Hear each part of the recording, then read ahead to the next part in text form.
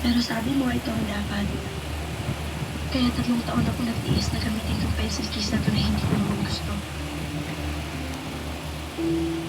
Ipinamumukha mo ba sa akin ang ibinigay ko sa'yo mas maganda at mas mahal? Hindi, ate. Ang gusto ko lang malaman mo na may kanya-kanya tayong gusto. Na kahit na magkapatid tayo, magkaiba pa rin tayo. Pero ate, buong buhay ko, ikaw na lang lagi ang nasusunod. Kahit hindi ko naman gusto, pero pag sinabi mo, sinusunod ko naman, di ba? Dahil alam ko kung ano makakabulog, makakasama para sa'yo. Dahil huwag mong kakalimutan, ako pa rin ang bumubuhay sa'yo. Na hindi ko naman hinihingi sa'yo. Hindi ko rin hiningi at ginusto na ubusin mo ang oras mo sa pagpapalaki sa akin. Hindi ko rin hiningi at ginusto na mamatay ang mga magulang natin.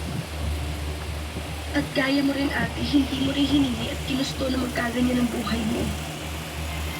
Pero ano na nangyari eh? Oh! Kaya buong buhay ko, tatanawin utang na loob ang pagpapalaki mo sa akin at pagtataguyod mo. Realizes. At buong buhay din ako manghihinain dahil hindi ka rin nabuhay para sa sarili mo na sa akin. Oh my gosh. Pero ginusto ko yun. Dahil kapatid kita.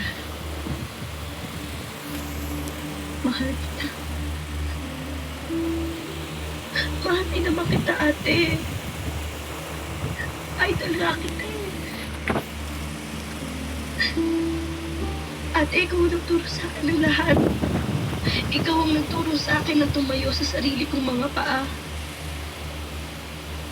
Pero ayaw mo pa rin ako bitiwan para makalakad akong mag-isa. Ikaw ang nagturo sa akin lumaban at maging malakas. Ikaw rin ang nagturo sa akin magtago at magsinungaling dahil na rin sa takot ko sa'yo. At ayaw ko talaga saktan ka pero hindi ko talaga alam kung paano ko sasabihin sa'yo ang totoo. Anong gusto mong palabasin, Lucas? Pabayaan na lang kita. Pabayaan ko kayong dalawang na lalaki mong ganun ba?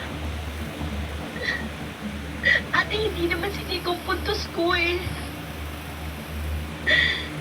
Kaya kong talikuran si Nico para lang sa'yo. Ang hinihingi ko lang ay matanggap mo na may sarili na akong pag-iisip. May sarili na akong pamamaraan. At kahit anong gawin ko, hindi ako magiging ikaw. Ate, ako ito. Magkaiba tayo. Pero kahit ganito ako,